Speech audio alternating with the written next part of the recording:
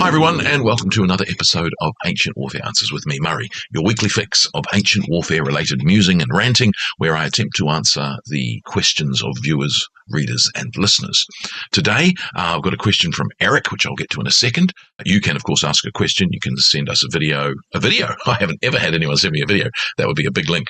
Send me an email. You can send me a postcard. Very hard to send a video by a postcard. You could maybe do a storyboard on the back of your postcard and see if I understand it. You can comment on a previous video or podcast. It will get to me. You can send him an email. You can back us on Patreon, one of three different levels: Legionary, Optio, and Centurion. I'm always tempted to say Legionary, Optio, and Princeps, which would be weird. That would be a much higher level of backer on Princeps Patreon. Anyway, today's question, as I said, comes from Eric. He has two questions. One, however, is conquistador helmets, which is not really my expertise. But I'm like, I might go on a deep dive into conquistador helmets. I have not, alas. I'm trying to keep myself on topic about ancient warfare. The 15th century conquistador helmet is well outside that period. Anyway, sorry. So I'm going to answer your first question, Eric, not your second. His first question is, what was the purpose of the crest in the crested helmet of the ancient Greeks and Romans? Okay. Wow. Yes. Now, for the third time in a row, I'm going to say that this is like a Meryl Streep, Alec Baldwin, and Steve Martin movie. It's complicated. Sorry, John Krasinski as well in that. I don't want to leave him out of the cast. Now, it's complicated. Why is it complicated?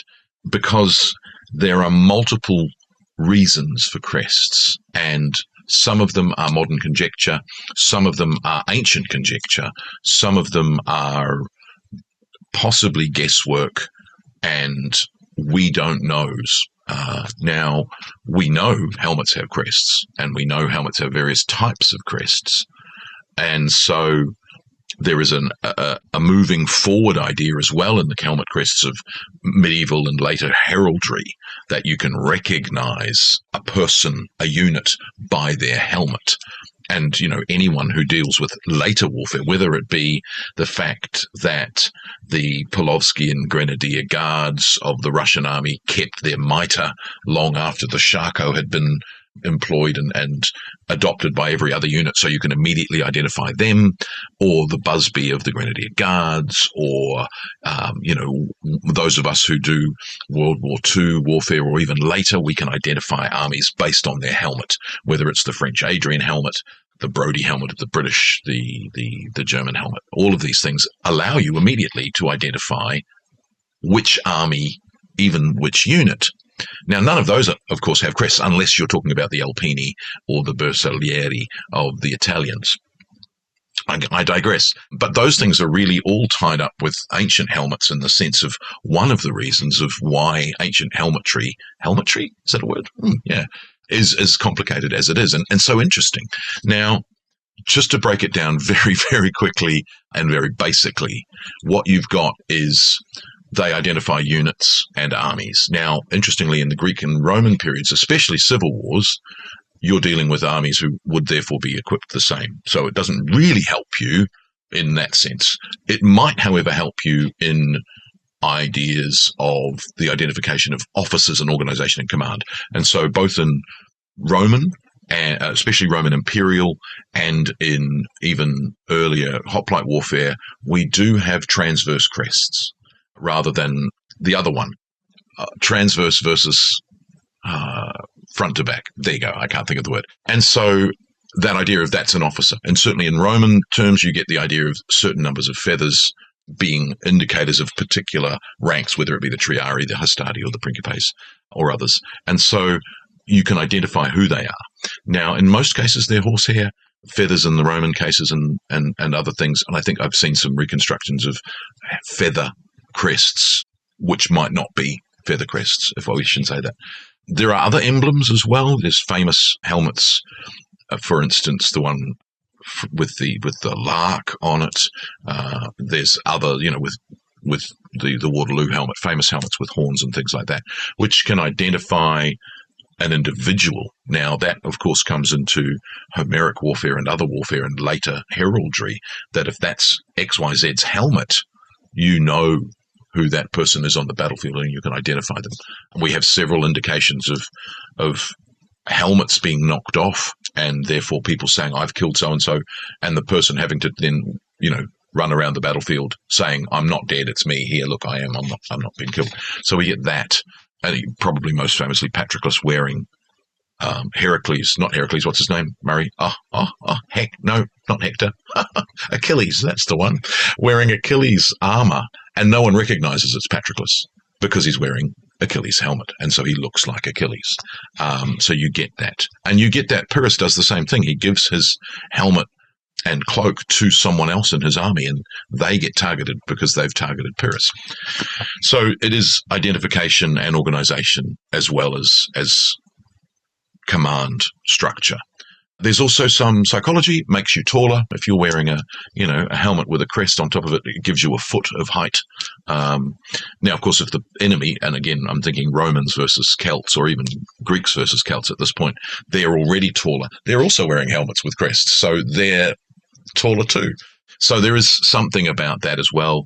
There's probably also a dehumanizing aspect to the helmet. If you look at the closed face of the Corinthian helmet, for instance, you can't see what's going on in the mind of that person as they close with you. So they become like the Odessa Seps sequence in Battleship Potemkin. It becomes dehumanized. They are not human. They are a fighting machine. And, there's that lovely Exekias, I think, Penthesilea and Achilles, where the eyes of the two of them in their Corinthian helmets meet at the moment that Achilles is killing Penthesilea, and they realize they love each other. Oh, tragedy. Why is there no movie of that craziness? Anyway, you've got the idea also of, like the idea in later warfare, and some would say to Spartan warfare, the idea of the scarlet cloak is that you can't see that they're wounded. And certainly the idea later of dark uniforms and scarlet British uniforms, for instance, that you can't see blood, and therefore you can't tell that these men are wounded. Similarly, with a helmet, you can't see pain or register wounds, and so that also works. You've got also an idea simply of display, and there's a really interesting thing about helmets. And again, when we think of Greek warfare, one of the earliest identifiable marks of human figures in Greek art, 7th, 8th century BC, is the crest, because before that you've had these sort of stick type figures, and then suddenly you get these wispy things coming out of their heads, which of course are their crests. And so they're identifiers of display, the idea of the crest. And in some of the surviving examples, and again later history of medieval warfare and beyond, the whole point of the crest is how magnificent it looks. And there is some anecdotes about some commanders encouraging that, and other commanders going, you should care more about how you fight and less about how you look. But at the same time, the opposite is, if you care about not losing your helmet, you're going to fight harder to protect and keep it. And of course, the idea also of stripping the arms of the enemy dead is all about upgrading. And, if you take the helmet of an enemy, it's generally going to be a better helmet than yours. And also it's an identifier in the opposite way, that if you take that and wear that, people will know who it is that you've killed. Manlius Torquatus taking the torque, that's all about display, and again linking back into prowess. So there's all sorts of things that happen in helmet ideology, if you like, the sort of the rationale and the psychology behind wearing them, and it's to some extent more or less of each one. And it's peculiar, again, going forward into medieval history. When you talk about the Vikings, they're scary because they've got these helmets, sometimes fully face enclosing, which hide them. They're unhuman. They're dehumanized. But at the same time, but all of the Anglo-Saxons have helmets too. So it's not as dehumanizing as they're dehumaned and we're dehumaned. They're dehumaned and we're not dehumaned. And so it's a peculiar sort of aspect of, but if they make you taller, they make us taller too, kind of thing. That yes, I can see that point, but it's sort of nullified and cancelled out by the other side wearing these things. So some of them, I think, are rationales and rationalizing of helmets, and others are more real. Just to bring it back to the Vikings, horned helmets. There's no Viking horned helmets. We know this. We do have Celtic horned helmets, but they're ceremonial horns.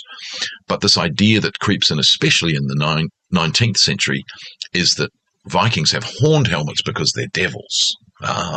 Which is, again, it's intimidating because they're devils. It's identifying because they're devils.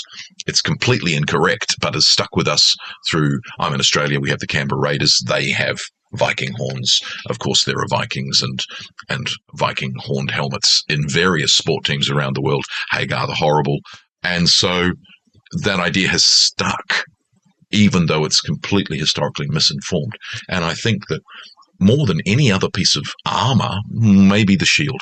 No, we'll go with that. More than any other piece of ancient armor, the helmet has had the most mythologizing. That's the word I want. Mythologizing about it, and probably therefore is the most misunderstood. That we say these things, but on balance, they're not really true. Whereas the identification and organization, and even perhaps command and quick command identification, is probably more real than the taller, intimidating. I hope that answers your question. I possibly ranted a little bit more than normal, but you're going to get that sometimes. Okay, so I hope that answers your question, Eric. Join me again for another episode of Ancient Warfare Answers. Bye.